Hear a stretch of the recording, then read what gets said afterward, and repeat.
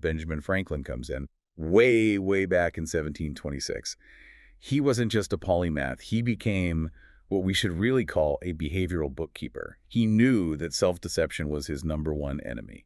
Yeah, and you have to remember his context. Franklin was just 20 years old. He was in Philadelphia, and he was a working printer. And that environment is just vital to understanding his method. It's not a quiet library. Not at all. It's loud, it's messy, it's inky, and it's expensive. Mistakes were not these abstract failures. They were costly, tangible errors.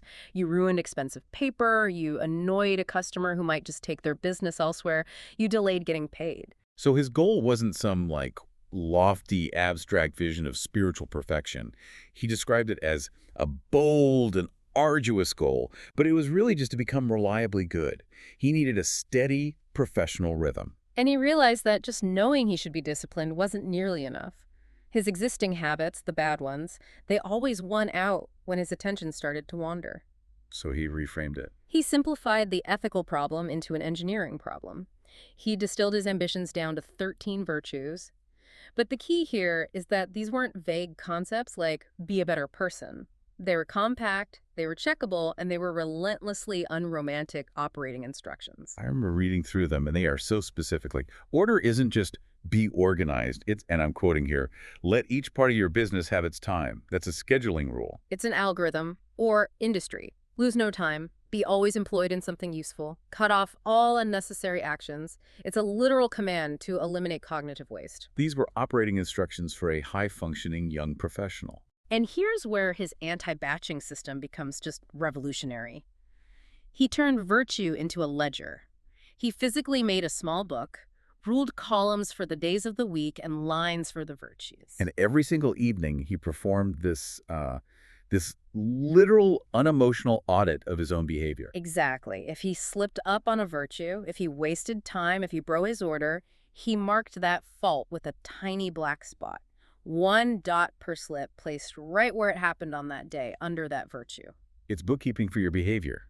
It's not journaling where you write, a whole paragraph about how you felt about being lazy. Oh, it's a brutal quantitative data log. But I have to challenge this a little. Wouldn't this intense focus on every single fault, checking your behavior multiple times a day, wouldn't that create massive anxiety? Didn't he just become obsessive? That's the brilliant, counterintuitive part of his system design.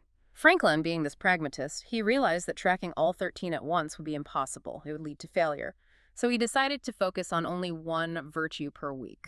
So he'd devote this intense attention and auditing to, say, temperance for 7 days, while just sort of keeping a loose watch on the others. Then the next week, he'd move on to silence.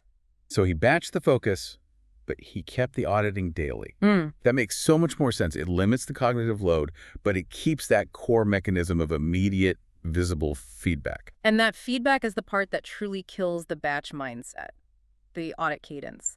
He didn't wait for Sunday to feel guilty about the week, because by then he would have forgotten half his slip-ups, his daily schedule, and forced checkpoints. He built it right into his day. So in the morning, the question, what good shall I do this day? He's setting the intention.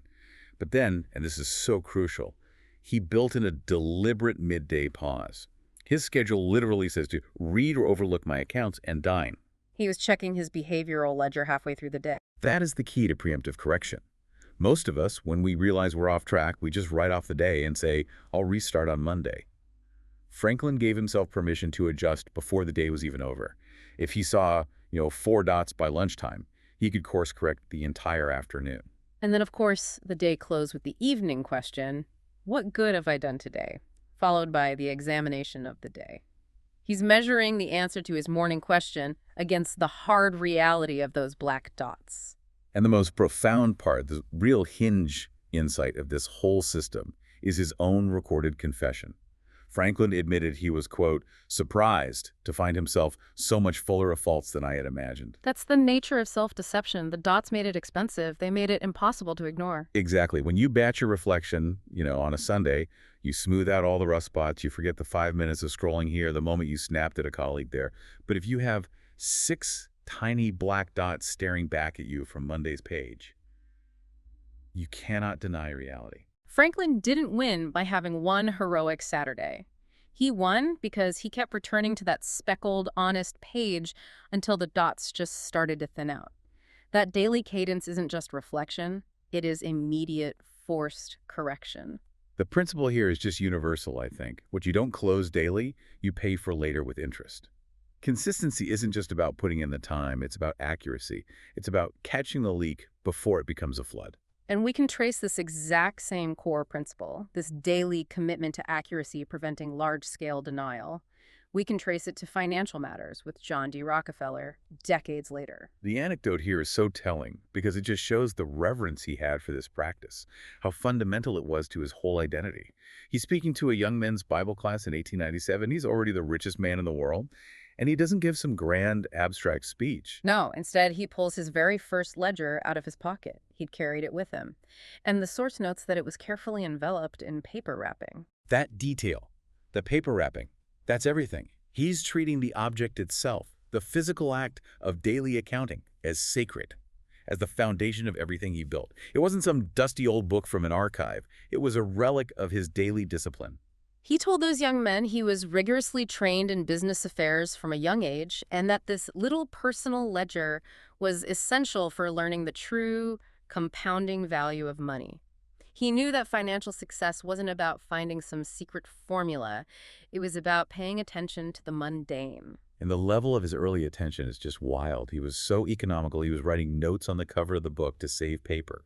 He was recording these little items of receipts and disbursements, the small daily transactions that most of us are, rather careless about. And that carelessness is the financial starting point of the whole batching problem. If you don't record the $3 coffee or the $10 app subscription every day, they just blur together. And when you try to batch your budget review at the end of the month, those small leaks are totally invisible. You can't trace them, and it just leads to confusion and this needless shame. Right. And then he reads from the ledger, making it all tangible. From September 1855 to January 1856, he recounts receiving a small sum, $50, paying for his board and his washerwoman, and then the crucial line, saved a little money to put away. The size of that initial deposit is totally irrelevant. The continuous small entry, that is the entire lesson. It's also so important that he tracked his regular giving. He noted he gave a cent to Sunday school every single Sunday, and he emphasized it was what he could afford then, and that doing it regularly was a lifelong pleasure. The ledger enforced intentionality in every direction, giving, saving, spending. It wasn't just a record of transactions, it was a record of his character. So the principle is completely unified across Franklin and Rockefeller. Batching your money management leads to panic and confusion. It requires this huge amount of emotional willpower to tackle a problem that's grown too large. Whereas Rockefeller's daily ledger, just like Franklin's dots, it makes the small leaks visible immediately. It creates a daily identity. I am the person who pays attention. And it forces compounding, not just of money, but of discipline. It leads directly to that quote that I think just perfectly summarizes this section. You don't rise to your ambitions, you fall to your cadence. Right. If your cadence is, check my accounts monthly and hope I feel motivated, your identity becomes someone who's usually confused and playing catch-up. But if your cadence is check the ledger daily, your identity shifts. It becomes the accurate, reliable, intentional person. It's about frequency over intensity every single time. So we've got the Franklin Rockefeller model. How do we pull the actionable core from these, 18th and 19th century practices and apply them to our modern work? Okay, so we start by adopting the black dot rule, but we adapt it for modern friction. Franklin focused on one virtue at a time, which is still a great tactic. But for the busy professional today, you can pick, say, 3 core sabotaging behaviors. Like what? Scrolling, for one. Avoidance of the hard task. Or that time-wasting perfectionism where you tweak something for an hour that doesn't matter. You mark a literal dot on a piece of paper or in a simple app.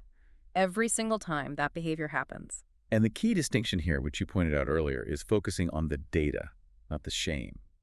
That's hard, though. Our immediate instinct when we record a fault is to just stop recording because we associate it with guilt. And that's what this rule is designed to combat. The dot is just a signal. You're acting like a detached scientist gathering data on your subject, which happens to be you. The point is to stop yourself from rewriting the story of your day later that evening. The dot just tells you it happened, and the frequency is higher than you thought. Okay, that makes sense. What's next? Next, we install the 10-minute daily close.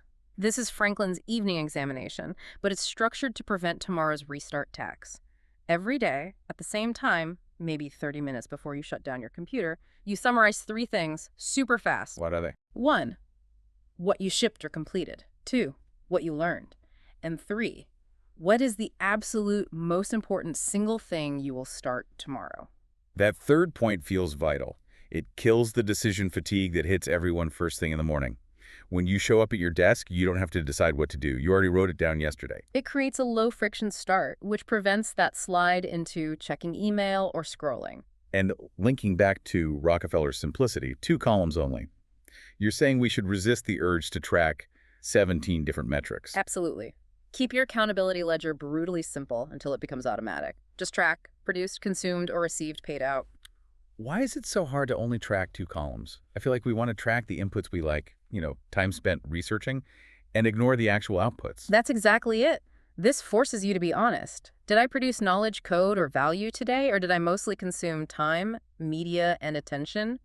The struggle is forcing yourself to quantify production, but that quantification, that's the engine of the anti-batching mindset.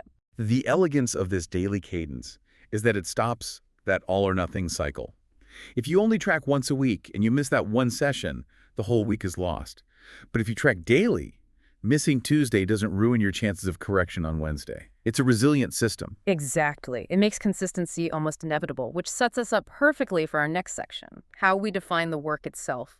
Because even with a daily ledger, if the unit of work is too big, you still fall prey to that batching mentality. Right. This section focuses squarely on the creative side of work writing, coding, design, any of that deep analytical stuff. Yeah. So many people batch this kind of work because they're chasing a romantic ideal. They believe they need a glorious 5-hour uninterrupted block for real work to happen. And they perpetually wait for that block to materialize. Our sources, though, they show that prolific, high-volume creators, the people who produce true bodies of work, they operate by fiercely enforcing small, repeatable intervals, not by seeking large, elusive ones. Which brings us to Anthony Trollope, the 19th century English novelist. He gave us a masterclass in what you could call industrialized creativity. Trollope's life is just the ultimate contradiction to that artistic romanticism of batching. He was a hugely successful civil servant, a senior figure in the British Post Office. He was responsible for massive reforms, and he managed this colossal writing career entirely on the side precisely because he rejected the idea of waiting for the muse. He knew that waiting for inspiration was just a high-friction process designed for avoidance. So he engineered a system of low-friction delivery. His setup is now legendary. He'd wake up early before his government work, put his watch on the table, and enforce an utterly non-negotiable quota. And his rule wasn't based on time alone, was it? It was output combined with time. Exactly. It was 250 words every quarter hour for a 3-hour block. And if he finished his 250 words early, he didn't get up and leave. He had to wait until the 15 minutes were up. But he was forbidden from starting the next 250 words. Wow. That trains a deep, almost mechanical patience and precision. It does. But I have to ask the obvious question here. If you are forcing 250 words every 15 minutes, isn't that just a recipe for churning out garbage? Where does quality fit into that strict clockwork schedule? That's the classic batcher's objection.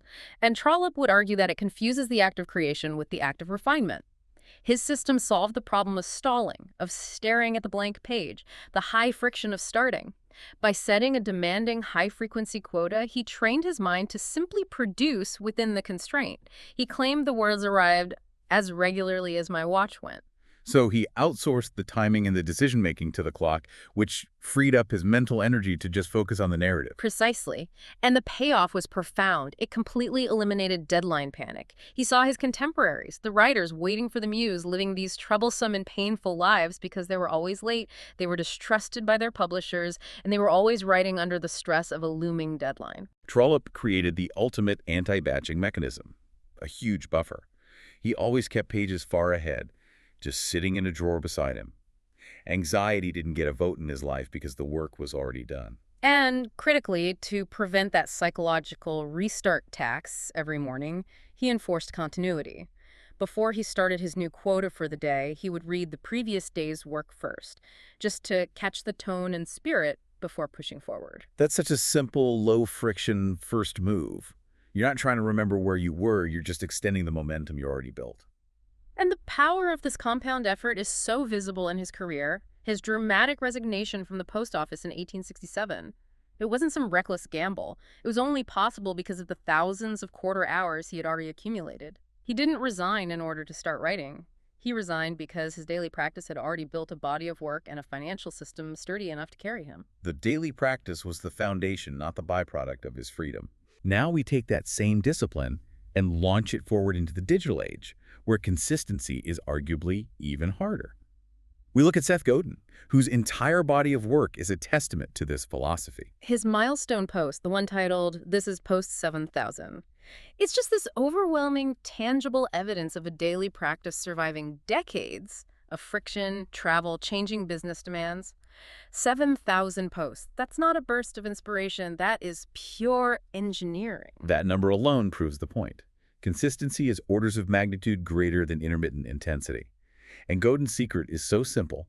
He writes every word himself because the voice is personal. He keys it up and he publishes it. He says it plainly. There is no other secret than writing every day. And you see the friction here between the batching mentality and the daily identity. Batching demands a big block of time and perfect conditions, so you spend Monday through Friday just waiting for the mood to strike. While daily work, the Godin way, teaches that the work happens simply because it's Tuesday. It completely decouples your output from your fleeting mood or inspiration or circumstance. And it eliminates that restart tax we keep talking about. If you batch your content, you spend your one Saturday session just trying to remember your voice, your angle, your context. If you simply write the next tile daily, you pick up the thread instantly. The cost of context switching is basically zero. And here is the crucial psychological permission slip he gives us. Batching makes us think that because we dedicated this huge block of time, the final product has to be flawless. Godin, the master of consistency, says daily doesn't mean perfect. He warns, sometimes there are typos. That acceptance of imperfection, it's the necessary trade-off for consistency, isn't it? Yeah. Requiring flawlessness is the high bar that leads to avoidance in batching because flawlessness demands perfect conditions. Whereas accepting good enough to ship or just good enough to progress, that allows for daily compounding. Daily consistency creates a body of work and a bedrock of trust. Batching, on the other hand, it only creates content that may or may not ever see the light of day because the self-imposed quality bar becomes too high to clear regularly. So we want the relentless production of Trollope and the unstoppable continuity of Godin. How do we actually install their habits in our current workflow? First, you have to shrink the daily unit. You adopt Trollope's logic and set a quota that feels almost too easy. 15 minutes of focused coding, 200 words of writing, 1 page of transcribed notes. Whatever it is, if you can honestly finish it in 15 minutes, you have zero justification to batch it into a weekend. The genius of the 15-minute unit is that you can fit it anywhere. Between meetings, before the kids wake up, it neutralizes the excuse of needing a large block. Second, and this is the one that really fights our instincts and midstream, you have to eliminate the friction of starting tomorrow by leaving the work incomplete today. Before you stop, write yourself a clear, undeniable next sentence, the title of the next section, the very next micro task in the code. But isn't that incredibly difficult when you're in a flow state? The natural impulse is to just ride that wave until you crash. It is intensely difficult. But that difficulty is the investment you are making in tomorrow. If you ride the wave until you're exhausted, the friction for tomorrow's start is massive. Your brain just sees a blank wall. But by stopping when you know exactly what comes next, you guarantee tomorrow's first move is low friction and automatic. And that low friction is the lubricant of consistency. And the third tool. Separate creation from publishing. This is the Godin queuing method. You write daily, you code daily, you research daily. That protects the essential consistency bar for creation. But the scheduling, editing, or publishing, that can happen later. So it gives you psychological safety. You can lower the quality floor temporarily just to keep the daily streak alive, knowing you have time to polish it later. You protect the habit above all else. Exactly. And that shift from viewing work as this manic sprint to viewing it as a continuous, reliable pace, that brings us directly to our third major theme. The physical and mental engineering required to sustain that output over years, not just weeks. Right. Batching promises this heroic intensity, that you can overcome months of idleness with one weekend of superhuman effort. But true peak performers, especially in endurance sports, they succeed by engineering the exact opposite, intentionally limiting their effort to ensure absolute repeatability. And there's no better example of this philosophy than Eliud Kipchoge, often called the greatest marathoner in history. His entire approach is pure, unadulterated anti-batching. So let's set the scene. Kipchoge's training camp in Kaptagat, Kenya. It's a high-altitude crucible, almost 8,000 feet up. And everything about his routine is stubbornly, intentionally the same. He goes through only slight variations of the same workouts week in, week out for 4 solid months before every single race. He deliberately designs his schedule to avoid that heroic weekend mentality that traps so many amateur runners. His system relies heavily on two-a-days. For example, a 12-mile easy run in the morning, followed by a 6-mile easy run in the afternoon on a Monday. And those aren't just filler miles. They're controlled, sub-maximal, repeatable efforts designed for continuity, not peak output. And the core insight, the mechanism that makes him a durability machine, is his deliberate strategy for capping intensity. He says openly that he resists the temptation to go all in on any session. He performs at 80% on hard days, so Tuesday, Thursday, Saturday, and at 50% on easy days. So this is the principle of a system of survival. He runs at 80% on his hard days, not because he can't run at 100%, but because if he does, his body requires massive recovery, and that could jeopardize the next 3 sessions. The system only works if you can come back tomorrow. It only works if you can come back tomorrow. But I have to ask, though, doesn't everyone need a heroic day every now and then to shock the body and get faster? Isn't that 100% effort where the real gains are made? Well, if your goal is a single peak performance, then maybe. But Kipchoge's goal is to be one of the best in the world year after year, race after race. He's building durability, not a single sprint. Capping effort is a strategy for durability, not a sign of weakness. It guarantees the work is daily, not occasional or dependent on feeling motivated. He's deliberately resisting his natural athletic urge to just crush every run. It's a mental engineering trick. He's removing the possibility of being a slave to your moods. If you let yourself run 100% on Tuesday, you might be too wrecked to run at all on Wednesday. And that forces you right back into the batching and recovery cycle. By running at 80%, he guarantees Wednesday happens. The psychological barrier to starting the next day is almost non-existent. And crucially, just like Franklin and Rockefeller, Kipchoge keeps his own ledger. Since 2003, he has documented everything in an old-school notebook. The time, kilometers, shoes, feelings, even his massages. That analog ledger confirms that today counts. It turns the continuous act of training, which might feel boring or repetitive, into measurable, compounding data. And that provides this rock-solid foundation of psychological stability.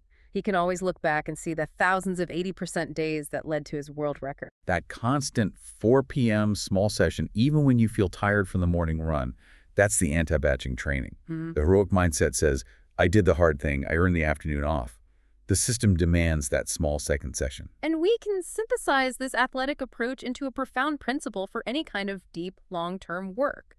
Batching, at its core, asks you to be a different, more powerful person once a week. It relies on these massive, unsustainable bursts of adrenaline and willpower. Kipchoge's model says, Right. keep the effort submaximal enough that you can repeat it month after month, year after year. The core insight here is that daily consistency is a physics problem, not a mood problem. That's a fascinating distinction. What do you mean by a physics problem? Well, the central question of a physics problem is, what level of force or stress can the system withstand repeatedly without breaking? We should apply that to our cognitive lives. What level of work can you do daily without breaking down or becoming resentful or burning out? Whereas batching is a mood problem. It demands you feel motivated and high energy and inspired just to overcome that massive restart cost. The daily system removes mood from the equation entirely. And this brings us back to that low friction advantage. When you train or work daily, even at 50% effort, you massively reduce the restart cost. You make progress boring and therefore reliable. People constantly mistake boring for ineffective. They crave the high drama, the intense feeling of a batching session. But in the long game of consistency, boring is the highest compliment you can pay your system. It means the work is being done automatically, without cognitive load, without depending on willpower. The ultimate freedom, as Kipchoge shows, it comes from this self-imposed discipline. You're not a slave to whether you feel inspired. You are a reliable slave to the system you designed for durability. So if we accept this 80-50 rule for knowledge work, how do we define those percentages for non-physical tasks, like writing or researching? First, we adopt the metric of repeatable intensity. Before you start your deep work block, you ask yourself, could I do this exact same level of effort again tomorrow, effortlessly? If the answer is no, if you know you'll be exhausted or resentful, the session is too ambitious for a daily system. You have to scale it back. We're taught to push until failure, but pushing until failure today is just borrowing energy from tomorrow's session. The goal of the daily practitioner isn't to maximize today's output, it's to maximize the total long-term output of the system. Which means you have to cap effort on purpose. This is a conscious commitment to stopping at about 80% on your hardest deep work days. You stop when you still feel like you have 20% left in the tank. And that preserved 20% isn't wasted. It's the essential fuel for tomorrow's low-friction start.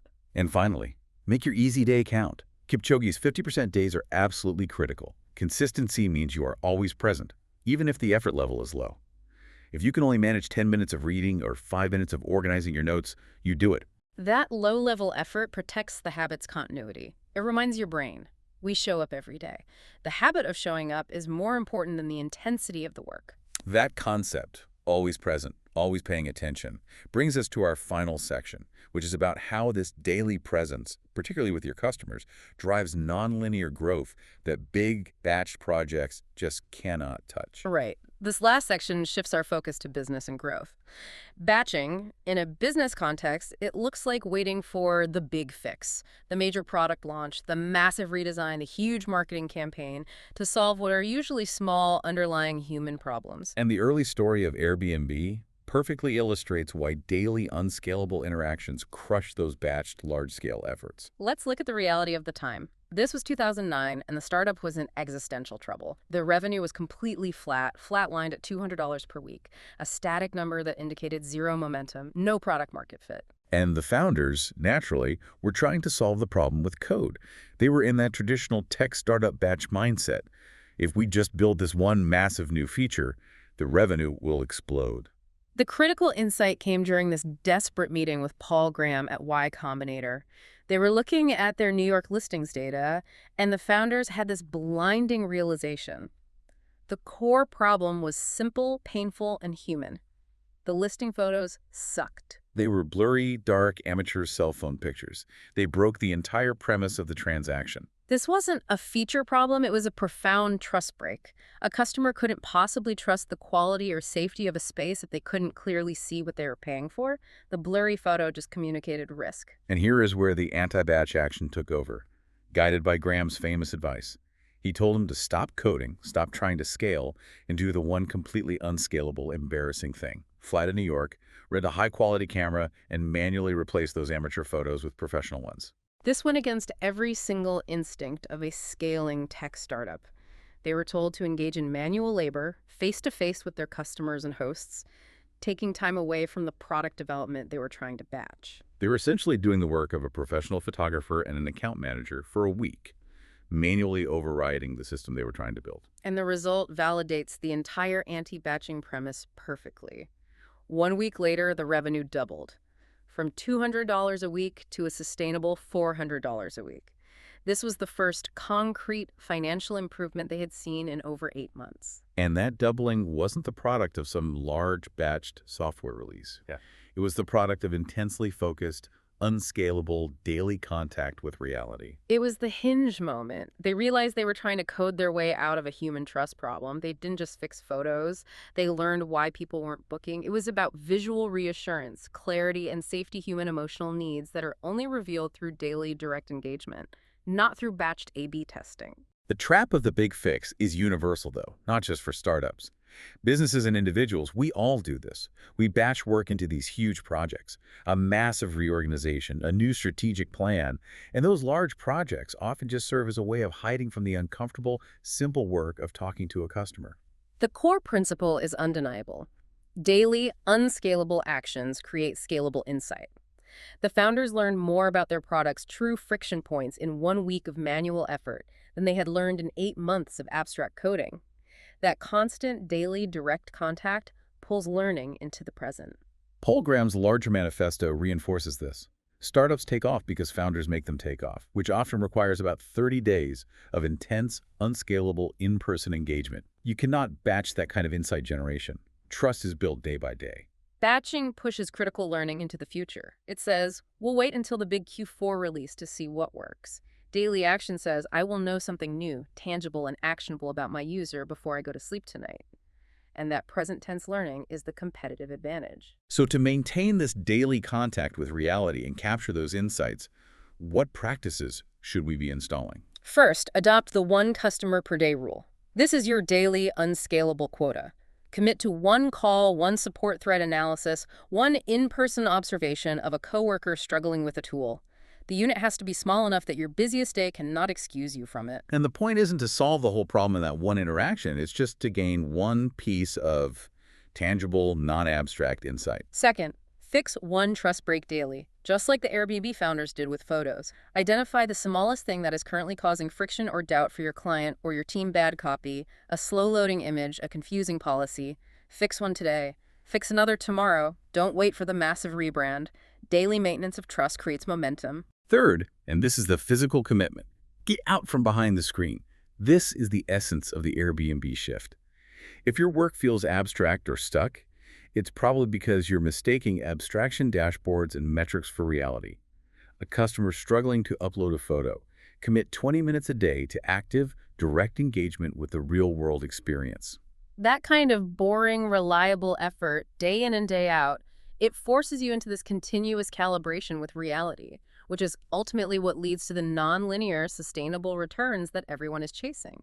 We've covered a vast sweep of history today, from 18th century printers to modern marathoners, and the lessons are just so unified. The structure of success is consistent and reliable, not manic and episodic. Consistency is not about magically finding more time. It's about strategically shrinking the unit of work to survive chaos. That's Trollope's quarter-hour quota. It's about capping the effort to ensure durability. That's Kipchoge's 80% rule. And it's entirely dependent on maintaining daily, accurate accountability like Franklin's black dots. The central toxic lie of batching is that it frees you up to enjoy your life. But in reality, it just enslaves you to your moods. It locks you into this endless cycle of anxiety, and it forces you to chase the myth of perfection. The opposite of batching is not heroic intensity. It's boring, reliable, and rigorously recorded continuity. So to immediately put these lessons into action, here are your 3 final actionable steps, something you can integrate into your routine right now. 1. Pick one daily deliverable you can finish in 15 minutes. Make it so small it's undeniable. It has to be able to survive your worst day. This is your personal 250-word quota. 2. Set a close time alarm tonight. We recommend 30 minutes before you typically unplug. When it rings, execute your 10-minute daily close. Write down 3 lines. Done, learn tomorrow. That's your Franklin audit that guarantees you prevent tomorrow's decision fatigue. And 3, commit to capping your effort at 80% on that key task tomorrow. Stop while you still have good energy left. Deliberately leave that remaining 20% as fuel for the next day. This ensures that tomorrow does not require recovery from today's ambition. If you commit to those 3 small, continuous acts, you're turning a vague desire for change into an engineered, durable system for success. And with that, we'll leave you with one final provocative thought to carry into the rest of your day. Close the day like a serious business, because your future runs entirely on today's books.